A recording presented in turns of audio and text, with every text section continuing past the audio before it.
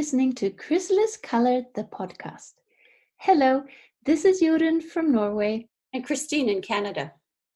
With a podcast about color analysis and how it applies to you in a practical way. We'll talk about how to use your colors to make your days brighter, your wardrobe more enjoyable, and your life easier. We'll talk about topics that we find interesting, and we encourage you to submit your questions. A podcast listing is available at chrysaliscolor.com under the Podcasts tab. Hi, and welcome to episode 18 of the Chrysalis Color Analysis podcast. Joining us today will be color analyst and style coach Anna Lazarska from Poland. Hi, everyone. We are excited about today's show. Our guest is a colleague for whom Jorunn and I have great admiration for her skill and her dedication to helping her clients by using her own story and experience to improve theirs. Anna and I met in Ontario for her training as a 12 Blueprints color analyst in 2016, and it has been a privilege to see her craft a new business into an already busy life. Hi, Anna. Thank you for being here today. Hi, Christine. Hi, Jorunn. Hello, everyone. Thank you for inviting me. It's a pleasure to be here. Christine and I have said so many times to each other that we really would like to feature a style analyst in our podcast. Style is really closely linked to color, and Christine and I hardly have any conversation about color without bringing up style. And as Christine said, we both deeply admire Anna for her skill in not only helping people find their style, but also being able to explain it clearly to us. In preparing for this podcast, I was on the edge of my seat most of the time when Anna was talking, not daring to breathe for fear I would miss out on one of the points Anna was explaining. So I'm so excited to share you with our listeners, Anna. But before we dive into our show, I'd like to say that Anna's website will be linked in the show notes.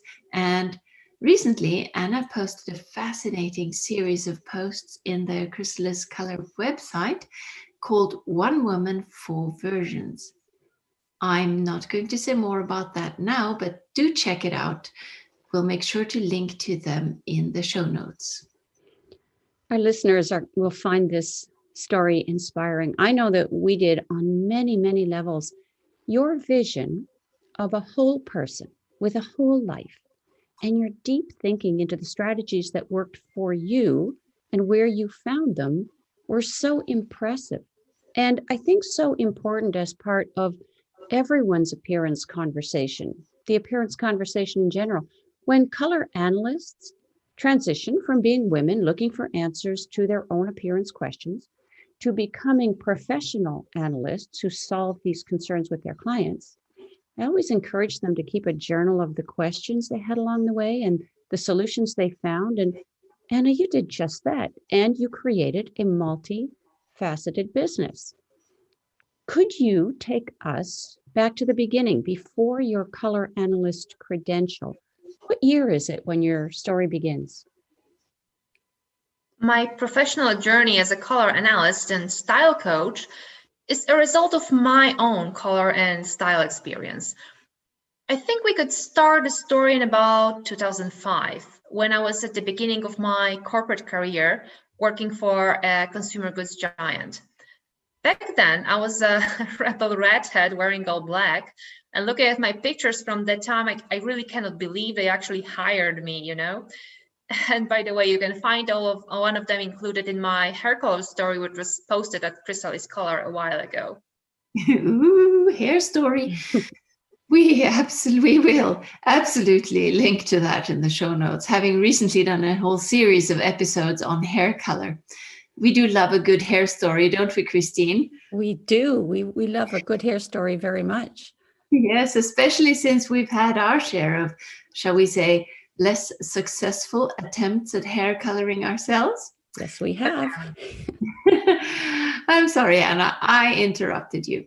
So, where were we? In spite of your hair being colored red and you were wearing all black, they hired you. So, go on, tell us more. Right. So over the next few years, while I was climbing the corporate ladder, I felt I should change my image to look like everyone else. So I introduced new colors, I toned down my style, and I returned to my natural hair color. I learned a lot about dress code then.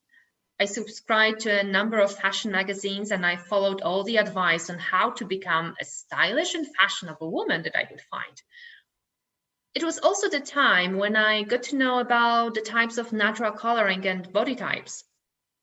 Self-typing, combined with a few online and in-person analysis I had, led me to the point where I was living as a true summer with classic style. And I was very, very committed to making it work. But the more I wore those pastels and those traditional styles, the worse I felt. And I remember looking at myself in the mirror thinking I just had lost it. I looked old, tired, and faded.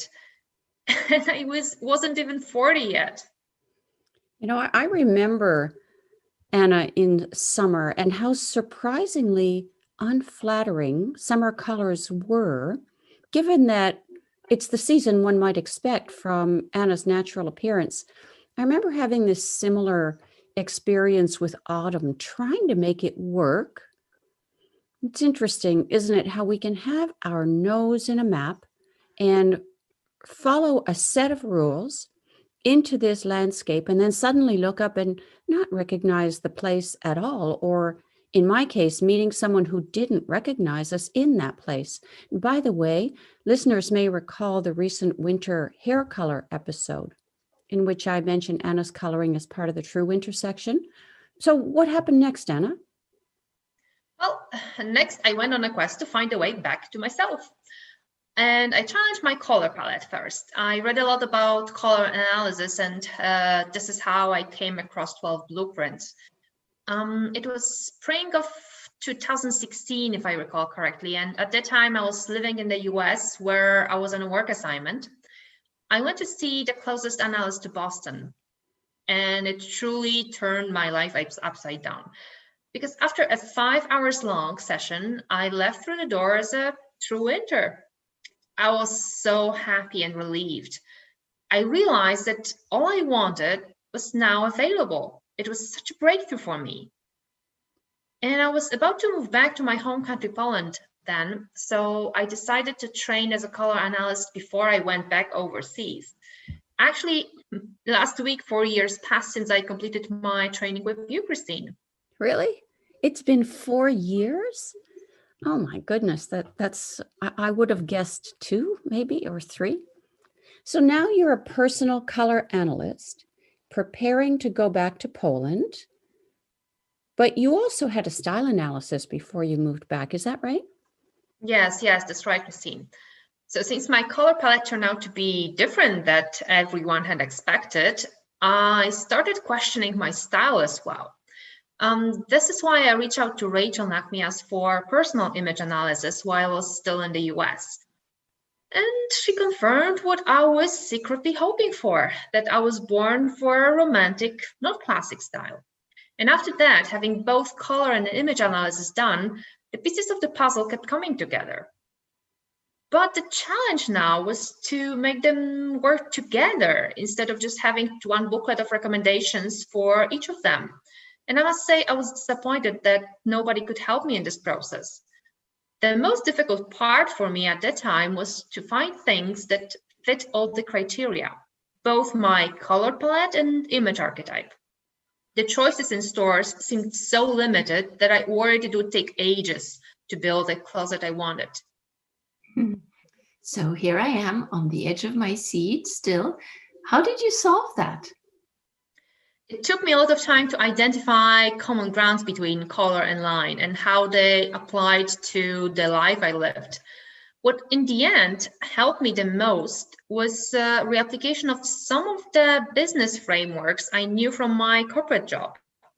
I understood that a successful and sustainable change of my personal style required a strategic approach. And by strategic, I mean holistic, long-term, and intentional, first of all. Therefore, I used business strategy development methodology to establish what I wanted the end result to be, to take stock of the foundations I already had, to choose themes of my personal style, and of course, to plan how to bring it all to life. You know, as a former veterinarian, I relate very much to bringing ways of thinking and reasoning from previous careers into our new experiences. But I'm unfamiliar with business strategy and corporate frameworks. How did you apply business strategy to your own appearance questions and style development at this point? Well, I believe that strategy is the art of making choices. And when it comes to appearance, you want these choices to support your personal brand. For example, being in a management position myself, if I want to look professional, I will limit the number of colors in my outfit and stick to the neutrals or calmer colors in my palette, like blues or greens. As for style, I will stay away from lace, ruffles, or floral prints, even though they belong to my image archetype and I love them so much. And instead, I will choose a knee-length form-fitting dress with long sleeves and high neckline. And all these choices will make me look like me, but in a more office-appropriate version. I love what you just said now. Strategy is the art of making choices. And I can imagine that you will lead every client of yours to the point of being able to make choices that will make them look like them. You mentioned looking professional. So my next question is, are there certain colors in different palettes that you teach clients to avoid in order to look professional? It is very individual and depends primarily on how my client would like to be perceived in her work environment. The second factor is the work environment itself, especially its dress code and how strictly it is followed. Now, do your clients have various appearance goals, or in your business, do you stick with professional appearance outcomes? They do have different goals. It's not only because some are in high-level management positions and others work in kindergarten, for example. They also have non-work related image goals, as they want to be perceived in certain ways by, say, their partners, families, or social circles. Yes, I'm reminded of one situation that came up in our conversations, Christine and I earlier. Say a woman who loves bright lipstick, but her husband doesn't like her wearing those bright lipsticks. So how would she still wear that and still look good in her husband's eyes? Well, I would love to say this. You are a strong and independent woman, so wear it anyhow. But it is not always that straightforward, as we all know. So I think it goes back to the image goals you might have for different areas of your life where you want to make an impression and be recognized in a certain way by your audience.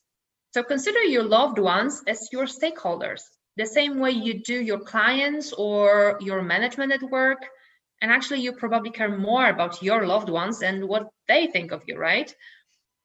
With that, you can try to find a win-win solution. It could be reserving a bold lips for a girls' night out, for example, while sticking to just foundation, blush, and mascara for a family evening at home. And I'm sure, Yorion, you could have some other ideas how to balance it all, being a bright winter yourself. Yes, well, I might not be a good example because after embracing my bright winter season, I love those bright lipsticks. And I wear them all the time, even when I'm at home alone vacuuming or in any setting. But Anna, so do you ever meet anyone whose secret goals don't match the life that they live? I sometimes meet people who think that their style goals and preferences contradict with their color palette or image archetype. They struggle to solve the riddle by themselves until we explore it together. For example, one of my recent clients, a petite and youthful woman, appreciates the types of dresses, tops, and bottoms we have chosen for her. However, she doesn't embrace cute and tiny details, bows, and ruffles that come so naturally with her image archetype. She actually prefers boho style. But since long dresses and huge hobo bags and cowboy boots do not work for her body type, we focus on distilling what it is that she loves about boho and adapting it to her scale and essence instead. That sounds fascinating. I would love to be your client. But Anna, I have another question.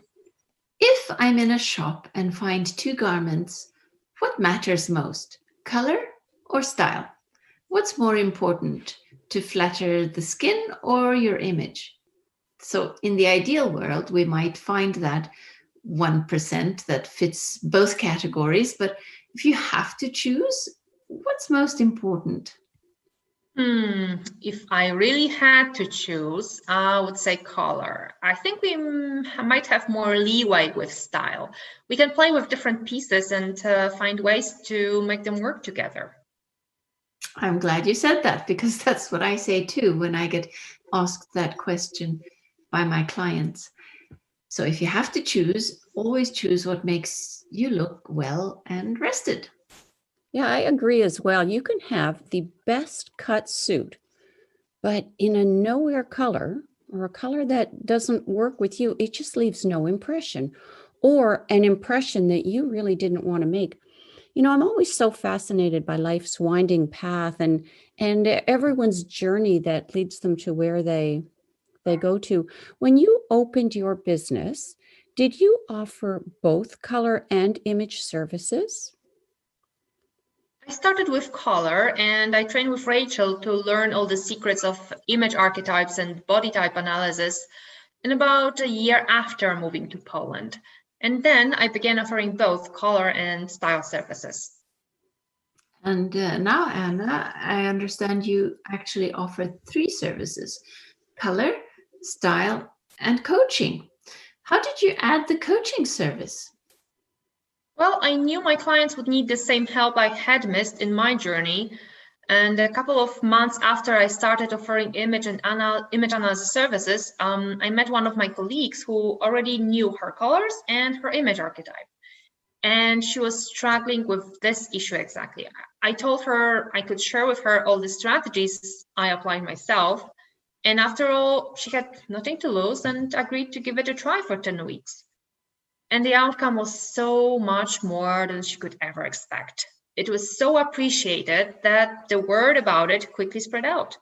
And this is how it all started, with just a style strategy framework in my head, with no big launch, no fancy marketing campaigns. The ability to integrate color and style and personal preference is such a unique service and as you found, so valuable. Do you offer the 3 services separately, or is coaching always included? I offer color analysis and image analysis as one-time standalone services.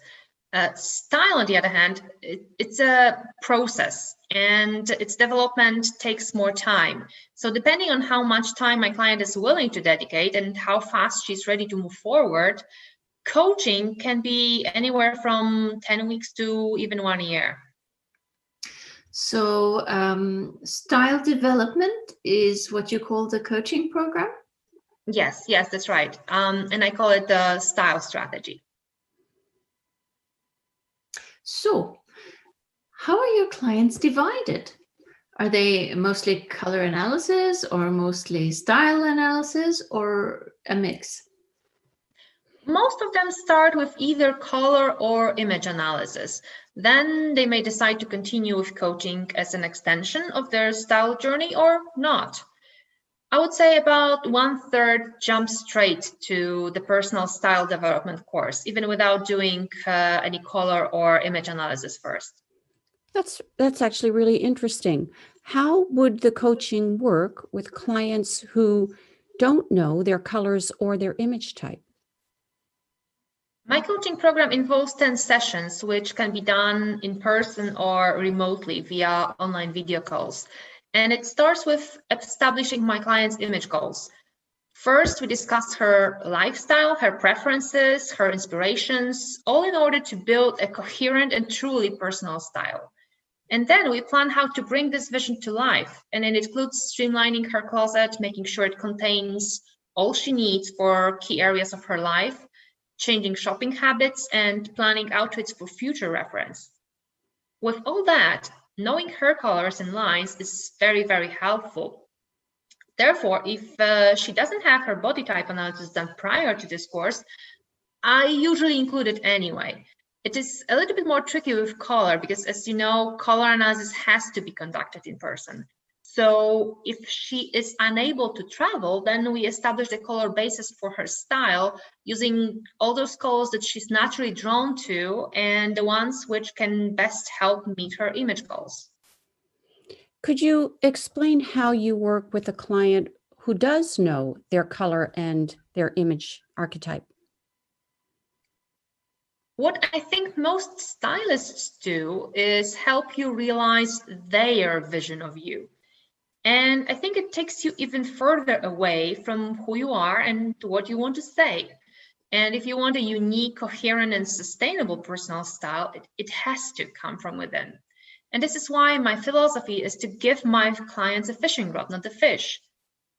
I know how it sounds, but I will say it anyway. I just don't want them to need me or any stylist anymore. That's why I teach them to make their own choices, the best choices for them. And I remember a conversation I had with one of my friends when we were about to start her style development course.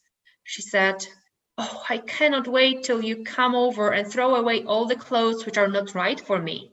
And my response was, "Nope, you will do it yourself when we are finished, because then you will know exactly what serves you and what does not." So if she has, say, 3 pairs of dark pants to choose from, and she's unsure which one to pick, but yes, we can discuss them together, of course. But I do not do closet cleanouts or shopping for my clients. Sustainable personal style. I'm liking this so much. So I can really hear that your mission is to bring out what the client has inside herself, not decide what style you want her to have and then convince her of that. It's brilliant, just brilliant. And something I found fascinating when we talked earlier in planning this show, you talked about personal style as a triangle, like 3D layers almost. Can you say more about that? Indeed. I see color and line as 2 foundations of one's personal style. But 2 women with the same natural coloring and the same body type will never look the same because their lifestyles, jobs, and family circumstances are not identical. They live in different climate zones. They have different preferences, like wearing high heels over flats. And they have been having various fashion fantasies since they were 10. And do you know, you're in the saying, fashion is what you buy and style is what you do with it? Mhm. Well, this is where the third element comes in, your own lens, the ones you develop thanks to your individual circumstances and experience. And this is the magic ingredient which makes your style truly personal, consistent, and authentic. That's just wonderful. Absolutely great. I love the part about people becoming independent in their appearance choices. We will leave you with Anna's insightful words to bring us to the end of today's episode. Many, many thanks to Anna for joining us and to our listeners for sharing in the conversation. We look forward to seeing you for the next episode of the Chrysalis Color podcast. Bye for now.